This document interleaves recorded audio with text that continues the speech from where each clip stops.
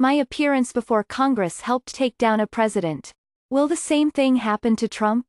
There are several parallels between my testimony before Congress in 1973 about President Richard Nixon and his White House, and Michael Cohen's testimony his week about President Trump and his business practices. Setting aside the differences regarding how we got there, we both found ourselves speaking before Congress, in multiple open and closed venues, about criminal conduct of a sitting president of the United States. This is not a pleasant place to be, particularly given the presidents involved. There are some differences. Unlike Mr. Cohen, who testified in public for a day, I testified for 5 days. His prepared statement was about 4,000 words, mine was some 60,000 words. Nielsen reports over 16 million people watched his testimony. I am told over 80 million people watched all or part of mine. Polls varied widely after my testimony. One said 50% of Americans believed me, 30% did not, and 20% were not sure. Another poll had 38% believing the president, who denied my statement, and 37% believing me. The instant polls on Mr. Cohen's testimony vary by party affiliation, as was the case with my polls. But 35% found him credible. I believe that number will grow. While my testimony was eventually corroborated by secret recordings of our conversations made by Mr. Nixon, before that it was other witnesses who made the difference. I was surprised by the number of people who surfaced to support my account. The same, I suspect, will happen for Michael Cohen. The Mafia's Code of Omerta has no force in public service. I have heard no one other than Roger Stone say he will go to jail for Donald Trump. Mr. Cohen should understand that if Mr. Trump is removed from office, or defeated in 2020, in part because of his testimony, he will be reminded of it for the rest of his life. He will be blamed by Republicans but appreciated by Democrats. If he achieves anything short of discovering the cure for cancer, he will always live in this pigeonhole. How do I know this? I am still dealing with it. Just as Mr. Nixon had his admirers and apologists, so it is with Mr. Trump. Some of these people will forever be rewriting history, and they will try to rewrite it at Mr. Cohen's expense. They will put words in his mouth that he never spoke.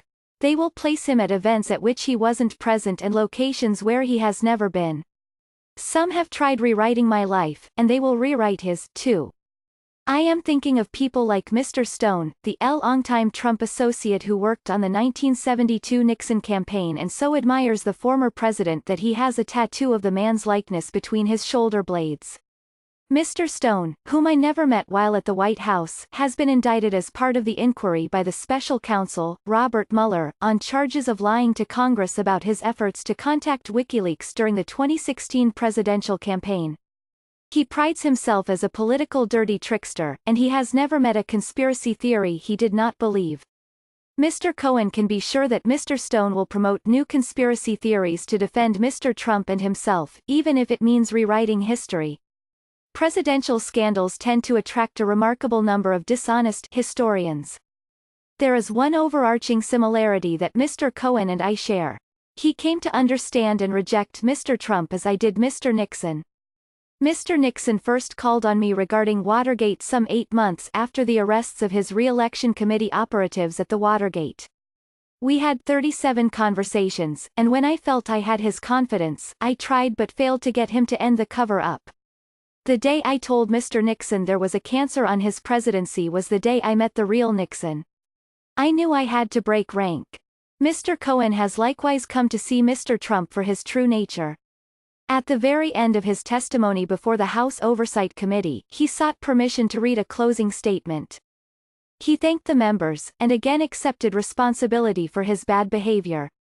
He then told the legislators, "Given my experience working for Mr. Trump, I fear that if he loses the election in 2020 that there will never be a peaceful transition of power, and this is why I agreed to appear before you today." This was the most troubling, actually, chilling, thing he said in his 5 hours before the committee. Since Mr. Cohen's warning came in his closing words, there was no opportunity for committee members to ask follow-up questions.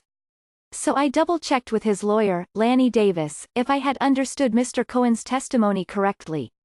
Mr. Davis responded, he was referring to Trump's authoritarian mindset, and lack of respect for democracy and democratic institutions. Indeed, what is most similar about my and Mr. Cohen's testimony is that we both challenged authoritarian presidents of the United States by revealing their lies and abuses of power.